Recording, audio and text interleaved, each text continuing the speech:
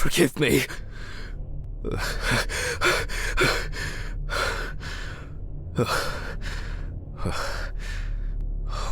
What? Christ. What a dream. Fuck. Time flies, and probably doesn't have to get up to work.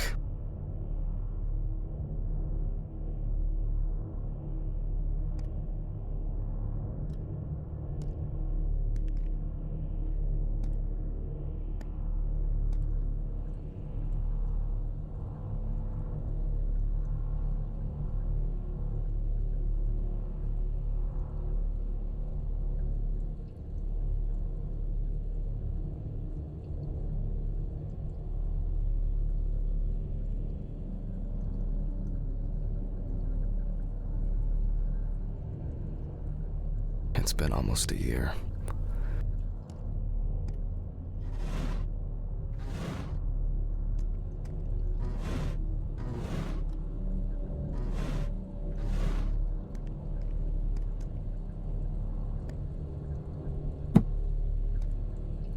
It's always good to have something for a rainy day. I wasn't able to support her through this.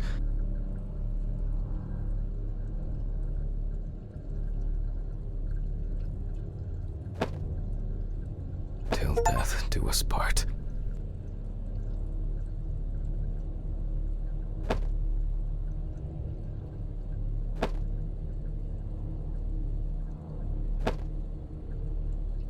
She got it for her first day of work, and she broke it the same day. She said it was for luck. It was a miracle that the coffee didn't wash off the writing, and that she said yes.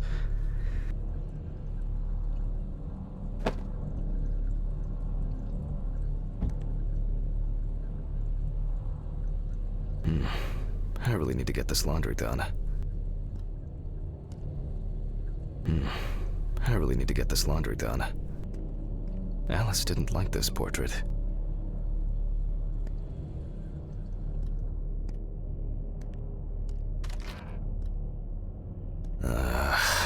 So much light everywhere. It hurts too much to look at these, but I can't throw them away.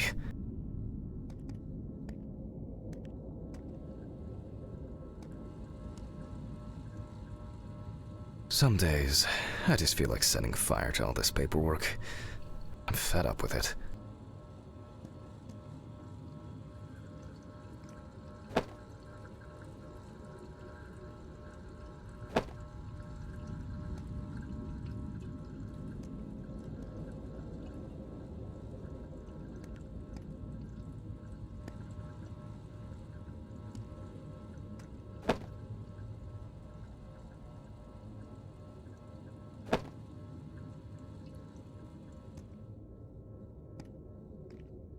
An indispensable element of every office. I should really try and read a few of these.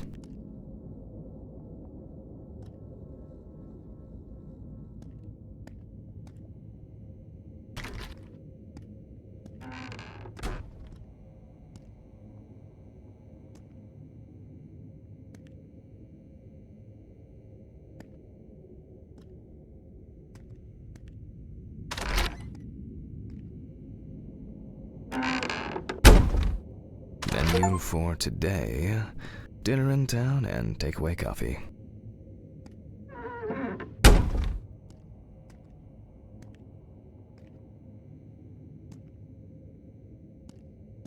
The remnants of last night's binge with Steven. I'm not sure if it's still edible.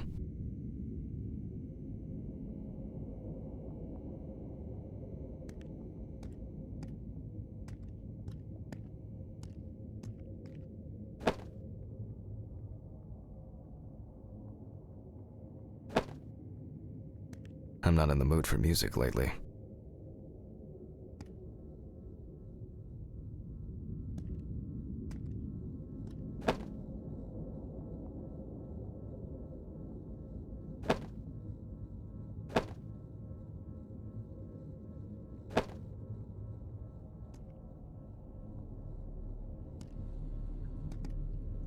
They certainly have more will to live than I do.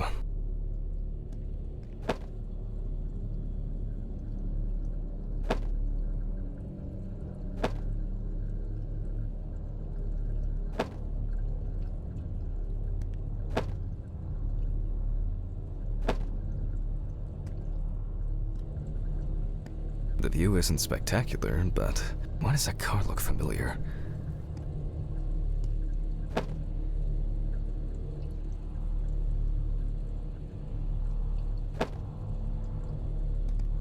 I still feel uneasy. At this time, Alice would probably be sitting here reading a book.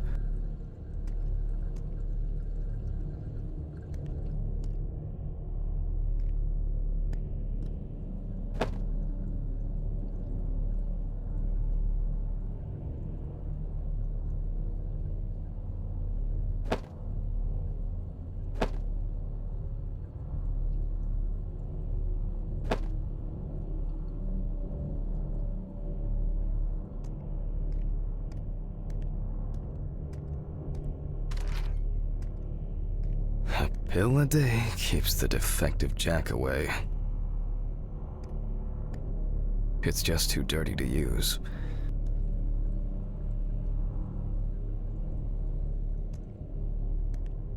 Nah, I'll shower later.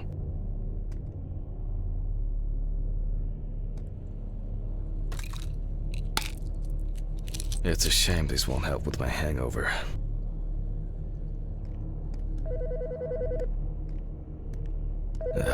The fucking phone. Okay. I know I'm late. I'll be there soon. It's not like the dead are impatient. Jack, no. Alice? Who is this? It's Charlotte Graves. Oh God, I'm sorry. I didn't recognize you. I thought it was work calling. It's okay. I hate it when work calls me at home, too. How is everything? We haven't talked since... you know.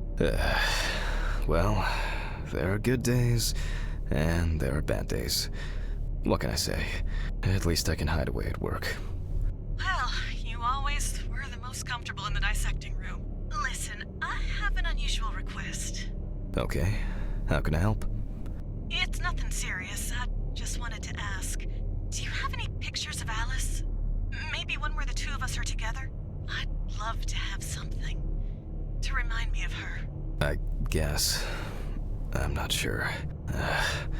I'll look through her things. Thank you. I'm sorry to trouble you with this. All this can't be easy for you. I'll get through it somehow. I've been meaning to sort through her stuff for a while. Have you asked Stephen if he has anything? Yes, I spoke with him this morning.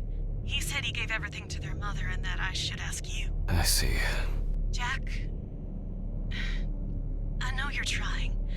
That you cope somehow. Stephen's there for you. Although, well, we all know how he can be. But, I mean, if you wanted to reminisce about Alice, talk. I really should go now. I overslept, I'm late for work, and I still have some errands to run on the way. Oh. Okay, sure. Sorry to keep you. I'll look for something and send it over. Thanks for the call, and bye. Oh, do you have my address? Not on hand. You'd best remind me again. 292 Browning Lane, apartment 432, Johnson City, New York, 13790. Got it. Thanks. Thank you. It would mean a lot to me. Just miss her so much. Yeah, me too. And that's okay. Really, no problem. Thank you. Take care, Jack. You too, Charlotte. It was nice to hear you.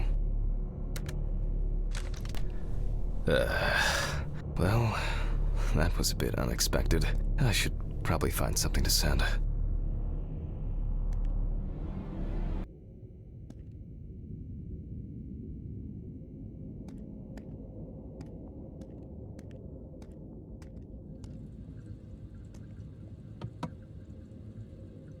These were from Thanksgiving.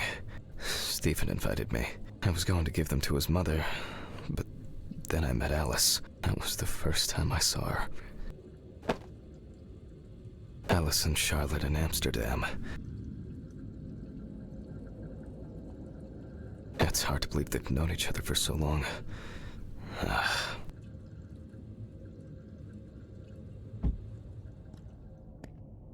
It would be better if Charlotte had this. It deserves to be on display and not hidden in a drawer. Okay, time to go to work. I'm seriously late.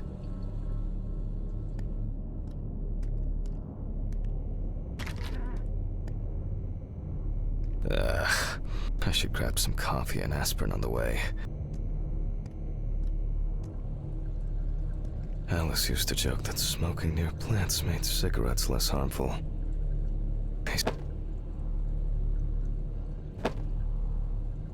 Alice used to joke that smoking near plants made cigarettes less harmful.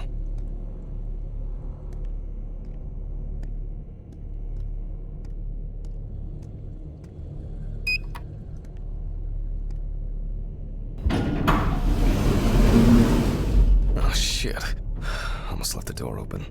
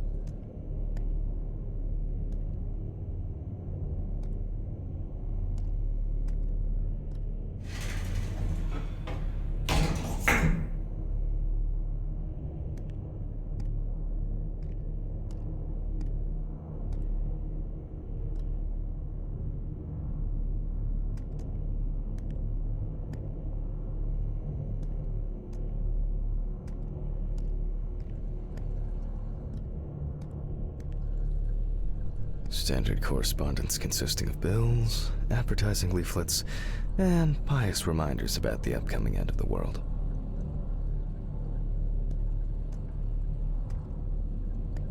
Oh, for fuck's sake. Maybe they'll finally fix that door.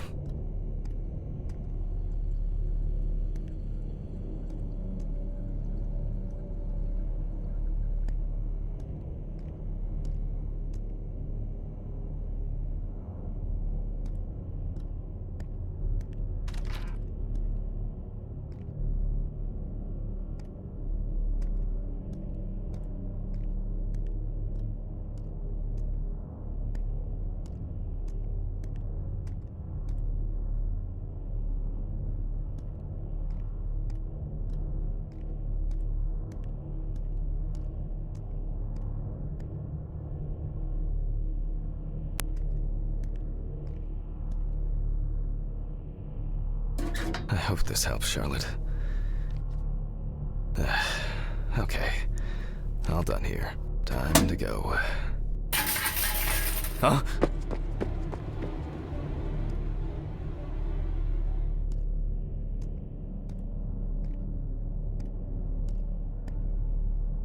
Damn. I forgot my jacket. Well. I'll brave it for tonight. Too bad.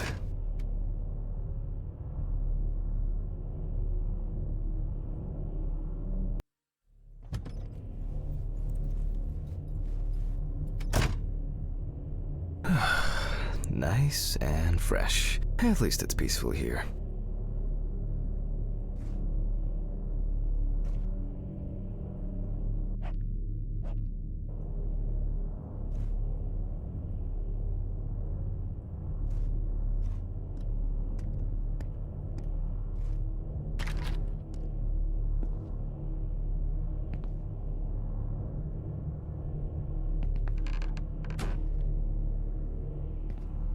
Good evening, Mr. Ridley. The timesheet, Handman.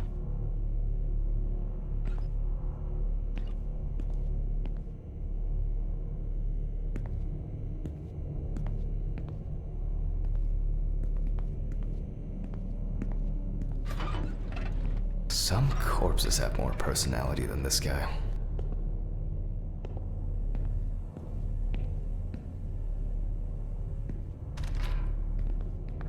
Christ. Who leaves the window open in the middle of November? So I'd better check the answering machine.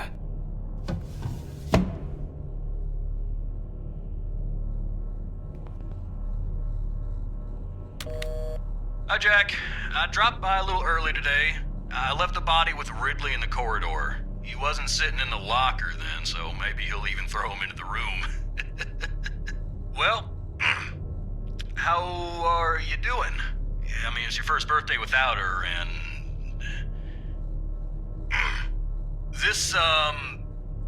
I still have a hangover, and you know me, I run to the John like the neighbor's fucking dog.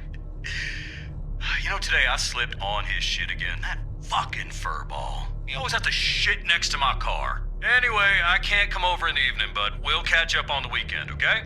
Bye. I almost forgot. Charlotte called me this morning. She asked about you, so answer your calls, Jack. This time it's not a reprimand for being late. That's par for the course. I wonder when this clown will learn to look under his feet. Birthday. I actually forgot it was today. Alice baked me muffins like these every birthday. A treat for later. I always crave something sweet after a section. Okay, joke's over. Apron, gloves, and get to work.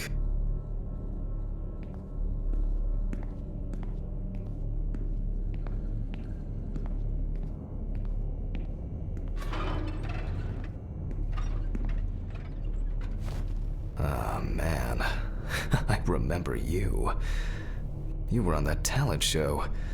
What was your name again? I need to order another batch of these. I've got to remember to do that later. And that's the whole point.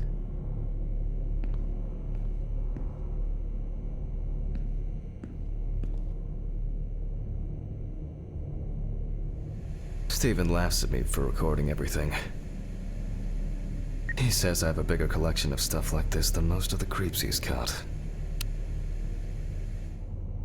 November 21st, 1991. Time, 9:13 p.m. The autopsy is conducted by Jack Hanman. Lecture for the Medical University of Missouri. After yesterday's lecture, you should already know the ins and outs, so today we'll be consolidating our knowledge. So, where do I start? That's right, police folder.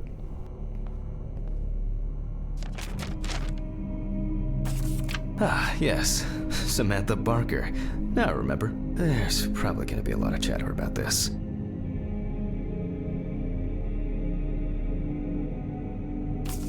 When questioned, friends admitted that Samantha's last days before losing contact seemed extremely happy and relaxed. She also quit drinking alcohol and mentioned something about rehab. The friend also admits that there was no indication of an impending tragedy. Found in her own apartment by police patrol. Officers were called by a concerned friend of the deceased, who had been unable to contact Barker for several days.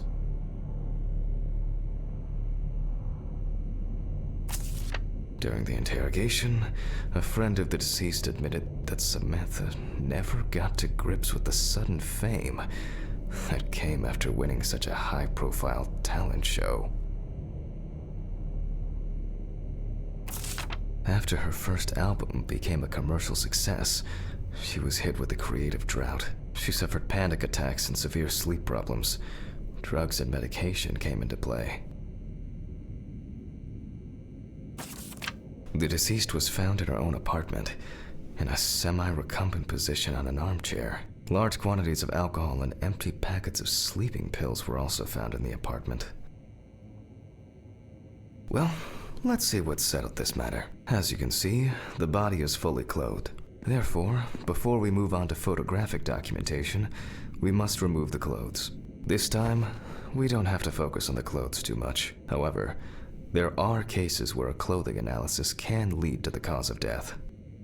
Okay, now we can continue with the examination. Again, begin by taking photographs of the cadaver. I guarantee that over time it will cease being embarrassing for you.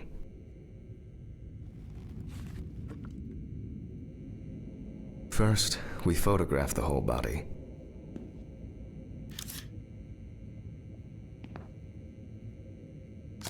And now, any suspicious-looking marks or wounds.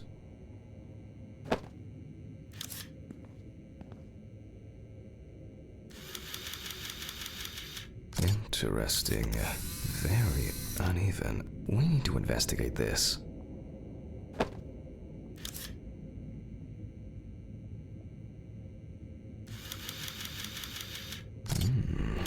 Yes, I've seen this many times.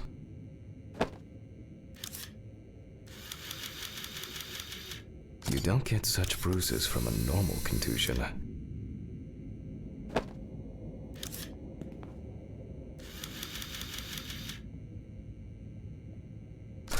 Well, there's even more here.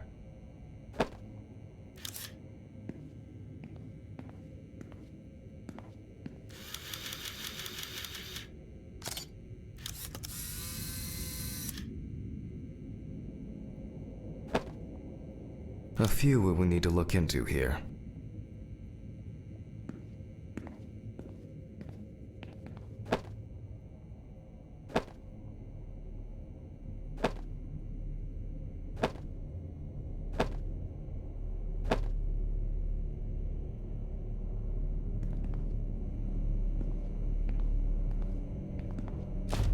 Notes prepared. Time to take a closer look.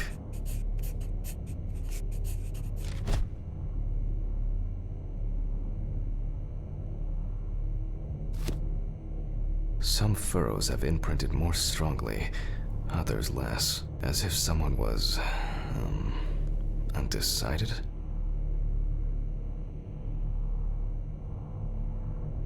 The number of bruises suggests that there may have been some kind of tussle.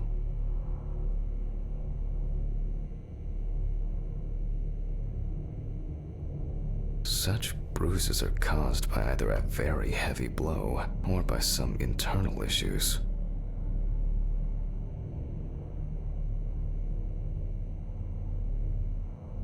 And here's something interesting. The skin of the deceased is covered with numerous blisters. Some of them are ruptured, others still contain fluid residue.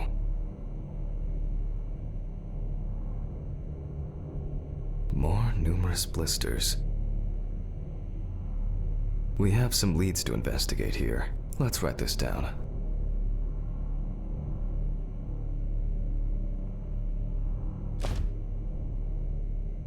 On the neck of the deceased, we can see clear furrows, indicating that strangulation may be the probable cause of death.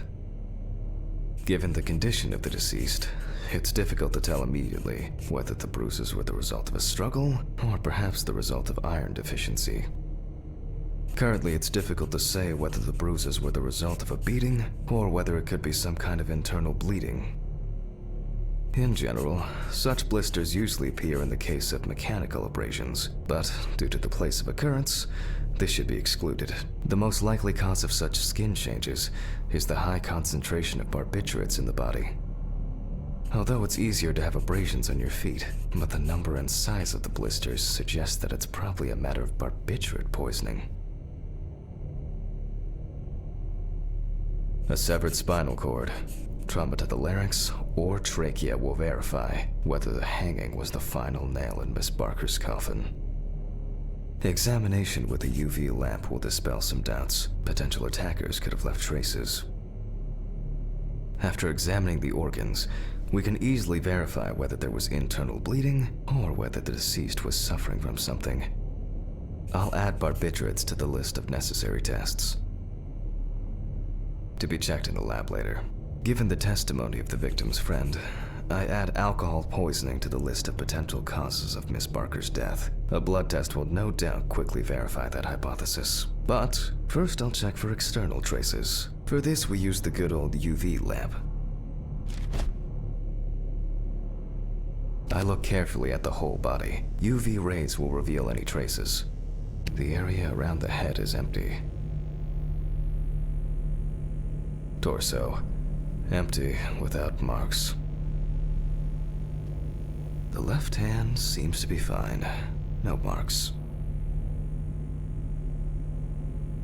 Right hand clean. Legs, there's nothing here. Well, nothing to surprise us here. Now gently, we take the deceased by the hand. And we check for rigor mortis.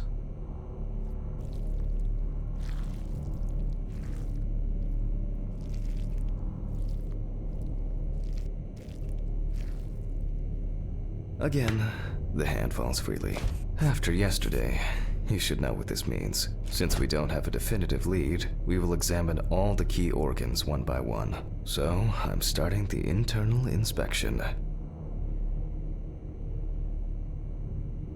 I dissect the skin of the deceased.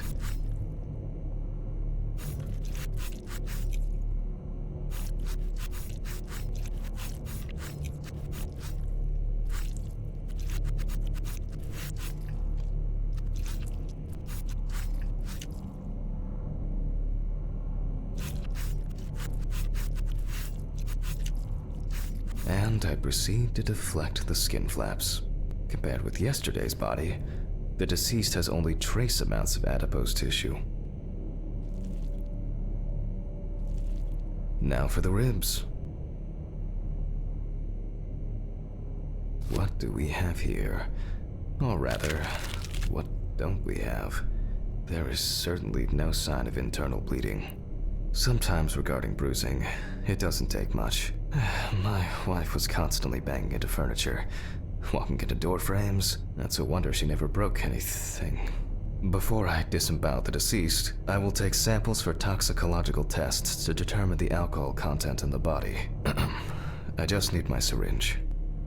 Just to be sure, I'm taking samples from 3 organs: the eyeball, the heart, and the bladder. Analysis will rule out, or confirm, alcohol poisoning as the cause of death.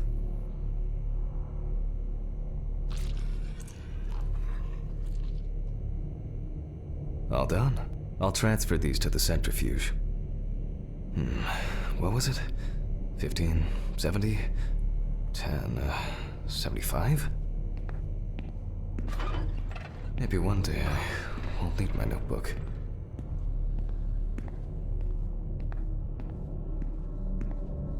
Numbers have never been my strong point. It's probably why I regularly forgot birthdays and anniversaries. I'm lucky Alice always forgave me.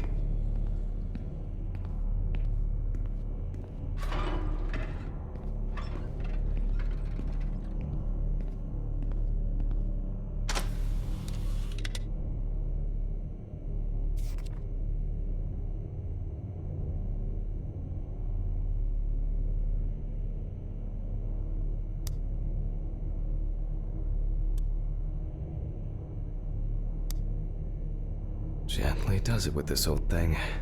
Handle with kid gloves. I'm starting the centrifuge. Let's see what results come out. The laboratory is already open, so... Fucking hell! Ridley! Mr. Ridley! Where is he? The fuses need resetting. Fuck it. I'll do it myself. I swear there was a flashlight in here.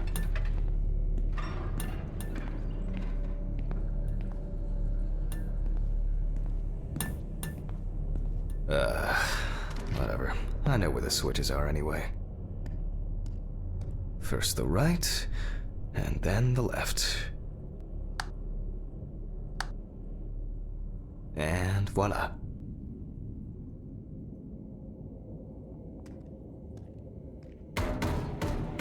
What?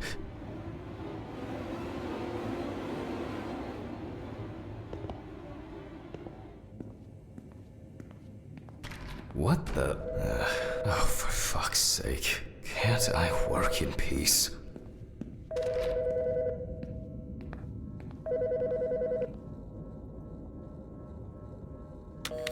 Jack Hanman speaking. Easy, why so rude? Steve? Sorry, man. This place is falling apart, and Ridley won't even lift a finger to help. You just can't work here.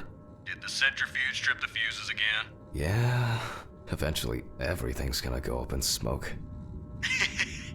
Look on the bright side. It's a free cremation with your autopsy. Jesus, stop it. That shit pisses me off. Okay, sorry, Jack. Anyway, I'm calling to ask how the autopsy's going. Soon there'll be journalists sniffing around for info, so we'd best be ready. I'll whiz through this in a couple of hours. It doesn't look like a complicated case to me. More of a formality. The report will be available in the morning. Sounds great. Thanks. Phew! How's your head? Well, my head seems better than yours. On the way to work. Holy fuck. Jack, turn on the radio. What? What's happening? Quiet. A 3-car police convoy was involved in an accident near Pete's Bay Bridge while transporting prisoners to Orleans Parish Prison. At the moment, we do not know the exact number of victims or whether any of the convicts escaped. However, the scale of the accident indicates a large number of victims, possibly even fatal ones. Police are on their way to investigate the incident and secure the area. We know that the injured prisoners are on death row. The police were to transport them to their execution, which was to take place tomorrow morning. Many of them are very dangerous criminals. We will report on the matter on an ongoing basis, so stay tuned with us. What? Steven, was Red Pete one of the passengers? He was, wasn't he? What if he survived? Jack, I have to go. They want me on site. What if he survived?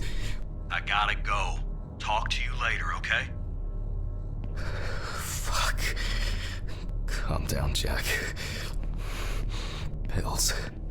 I need my pills. You heard him, Jack. A serious accident. Lots of victims. He's definitely dead.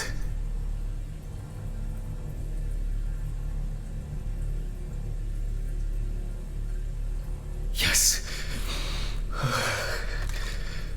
Nothing's going to happen. Christ. I've got to get back to work.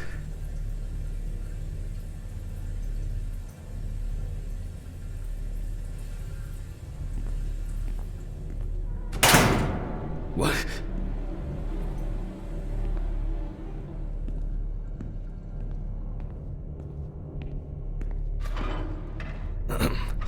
Technical break.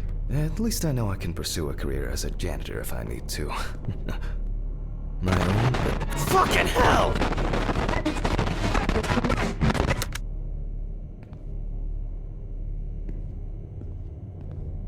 Alright, let's see if we were able to get anything out of this piece of crap. And miraculously, yes.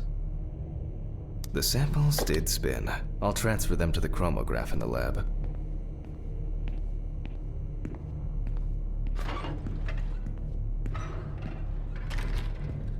Alright, let's load this up.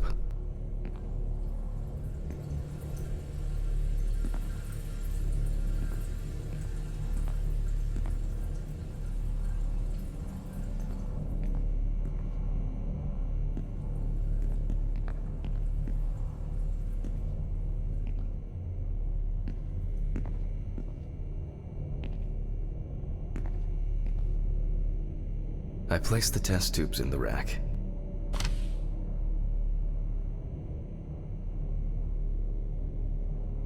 Now, just take 5 milliliters from each. Precisely.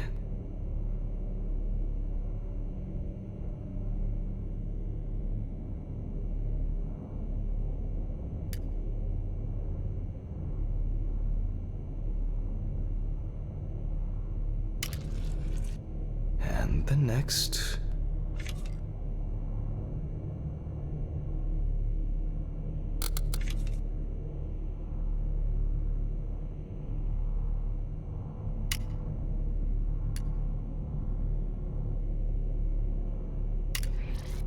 Five more.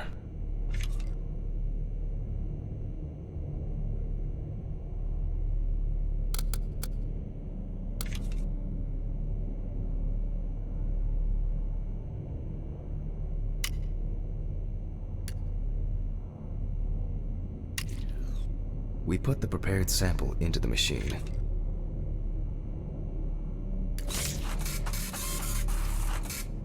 Let's see what we have here. The results indicate that the deceased did consume alcohol shortly before her death. However, this is not an amount that could cause poisoning leading to death, just slight inebriation.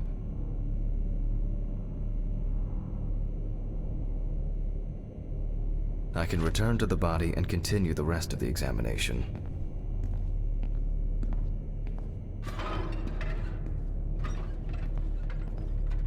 The chromatograph results show that we can eliminate alcohol poisoning from our list of potential causes of death. However, remember that alcohol can affect the functioning of the entire body. It disturbs the heart rhythm, accelerating its rate, and dilutes the blood, which may result in more severe bleeding in the event of an accident. Also remember that alcohol affects the metabolism of drugs in the liver, which I'll now look at in more detail. First, I'll pick up the syringe again. I'll take samples from the liver and the heart to test the concentration of barbiturates in the body.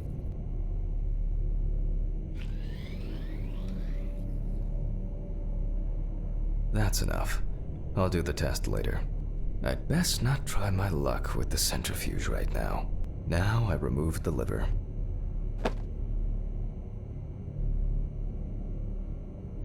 No lesions. However, it is slightly enlarged. Perhaps it's a slight inflammation or drug-induced damage. It may also be the result of the deposition of substances from drugs. Let's check the weight of the organ.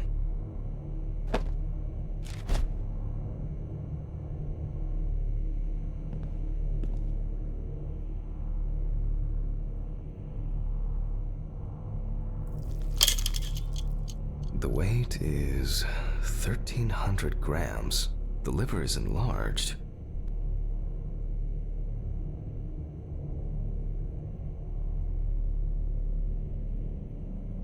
I'll move on to a cross-sectional study. Perhaps the enlargement is the result of early cancerous changes. The blade glides through smoothly. I don't feel like I'm encountering any changes with an unusual structure. No steatosis or cirrhosis. The liver is actually quite clean inside.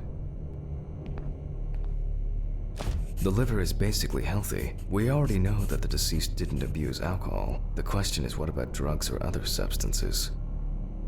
I move on to the heart.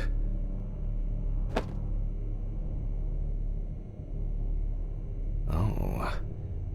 At a glance, we can see signs of a heart attack. The deceased is definitely too young to have a heart attack due to natural causes. The liver is enlarged, not from alcohol poisoning, and the heart looks like it has collapsed. So, I guess we need to go to the centrifuge and check for these barbiturates. The last time I saw this kind of poisoning was a few years ago. I better check the data in my notebook. He was a middle-aged guy. He took his medication and forgot about it, so he took another pill. He forgot again and took another one, and another one, until he took the last one. That's why it's better to have amnesic drugs in boxes labeled with the days of the week. This sort of thing rarely happens anymore. Doctors tend to prescribe benzodiazepines. They are safer, but still shouldn't be combined with alcohol.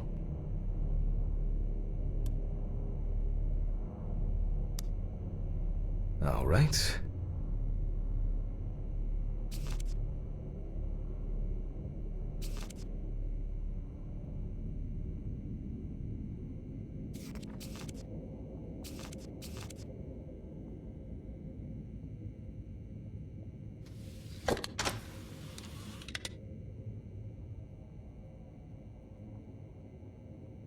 We close the centrifuge and pray that it doesn't trip anything again.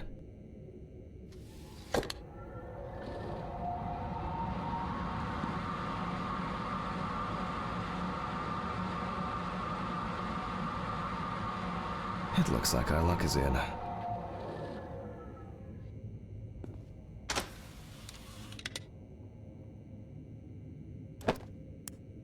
We can take the samples to the lab now. I wonder how she was able to get hold of these drugs.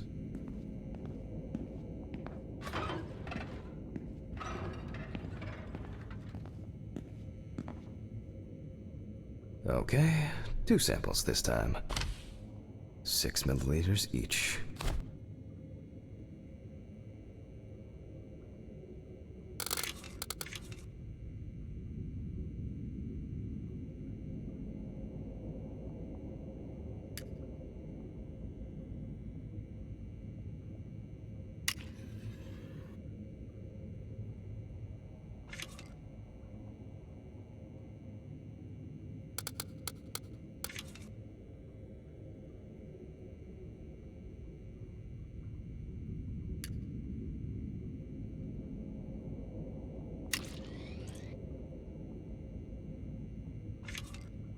Well, let's see how much of it we find.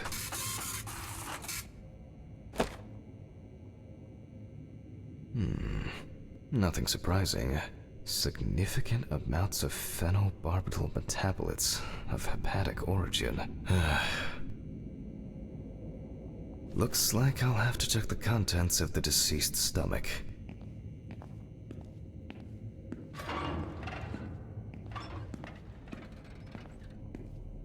The tests showed that the collected blood contained enough barbiturates to cause cardiopulmonary collapse. The question now is whether it was an accident or a deliberate act. I'm proceeding to examine the stomach. Before extraction, I ligate the entire organ to prevent its contents from spilling out. Okay, I'm now cutting out the organ, which will move to the board for dissection. Normally, the stomach and intestines are full of surprises.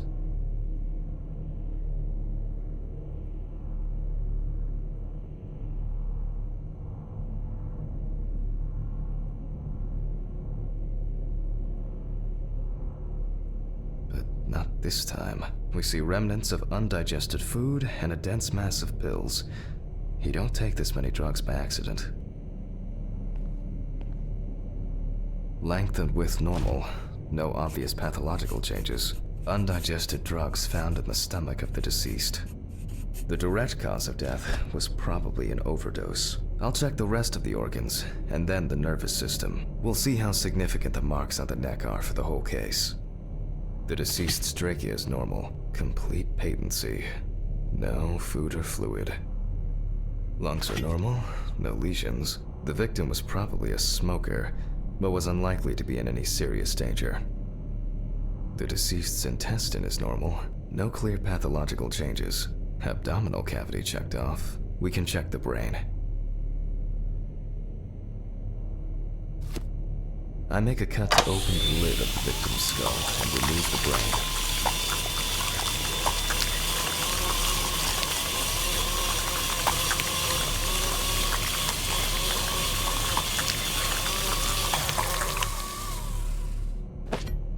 Brain is normal. No obvious lesions. Alright. I need to dissect it on a board.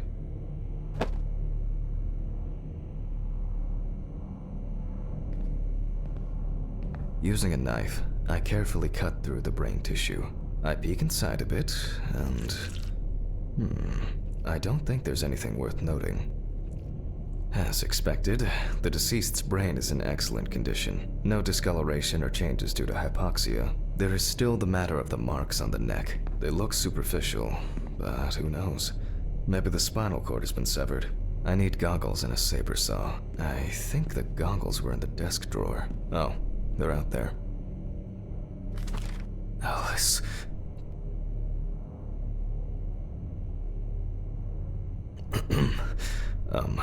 Saw. I need saw. Fuck. I don't see it here. Oh. I know. I probably left it in the basement after its last cleaning.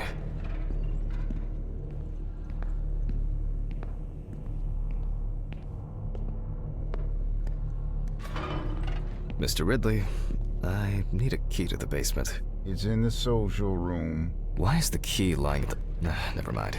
Thank you. Hey, Hammond. Did you hear about the convoy? Well, maybe you'll get a chance to relive your glory days and catch Red Beat again, huh? Let's hope there won't be a need for that. If only he could put that much enthusiasm into his work. I get the feeling that searching through this rubbish is more pathogenic than working with corpses.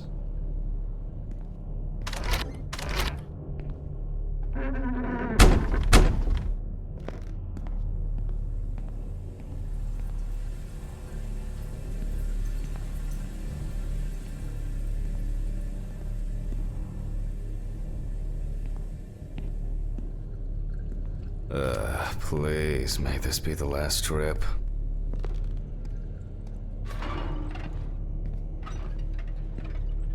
Fuck. Why did the prison convoy have to get into an accident? Jack, take a deep breath. Deep, pleasantly cool breath. You're nearly finished with the autopsy. Then you can go home and rest.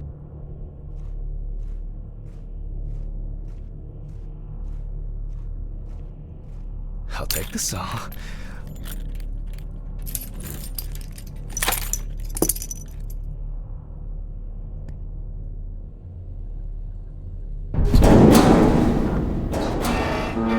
Fuck! It's jammed! Doesn't anyone do maintenance around here? Damn hatch. Damn red Pete. Again. Well, if only.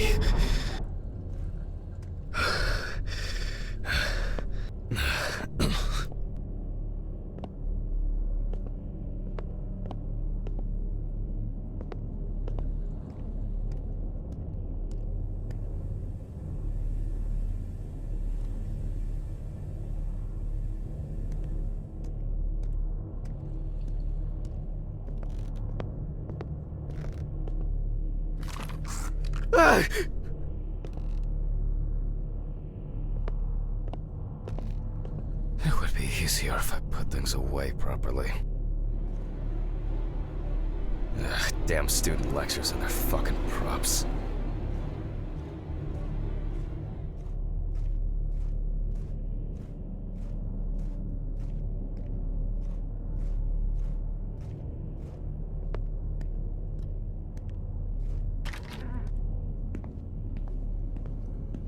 And like clockwork, he's already sleeping.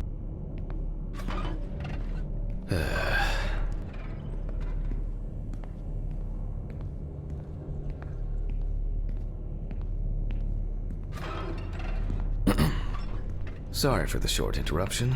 I hope you all took the opportunity to grab some coffee.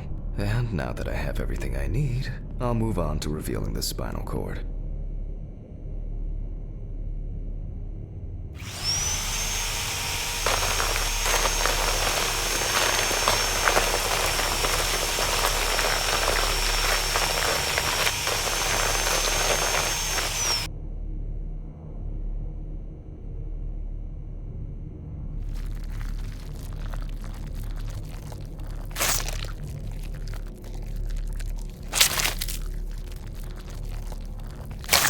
Spine is removed. I can see that the spinal cord was not severed. This shows that apart from the marks around the neck, hanging didn't negatively affect the condition of the deceased. Ladies and gentlemen, almost over. Now, to sum up and tidy away the body. The direct cause of Samantha Barker's death was a heart attack resulting from an overdose of barbiturates.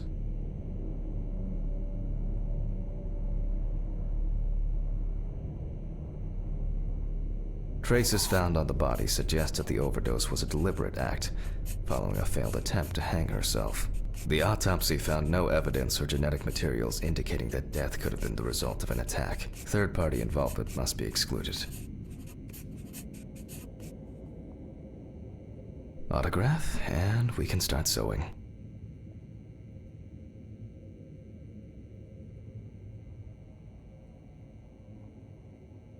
In the 1950s and 1960s, the use of barbiturates for suicide was actually quite common. I think it was most talked about after the death of Marilyn Monroe.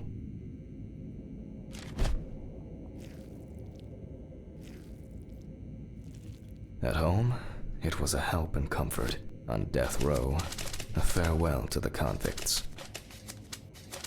Well, we're done for today. Thank you for your attention.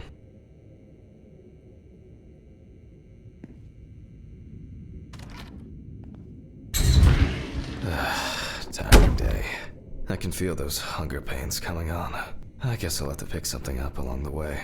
Gloves in the trash, leave the apron for cleaning. Now I can go. A nightcap will do me good.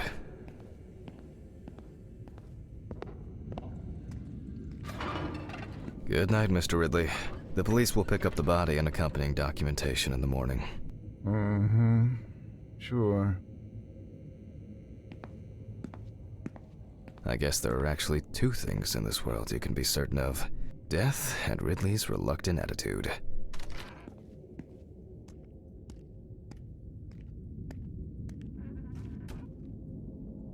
Alright, maybe three things. My whiskey on the rocks when I get home.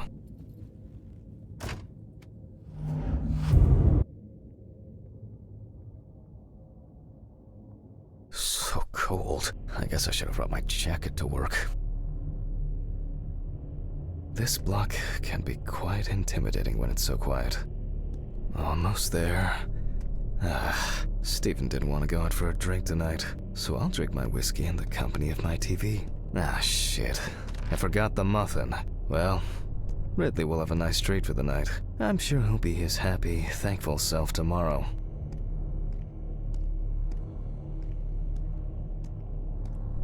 Standard correspondence consisting of bills, advertising leaflets, and pious reminders about the upcoming end of the world.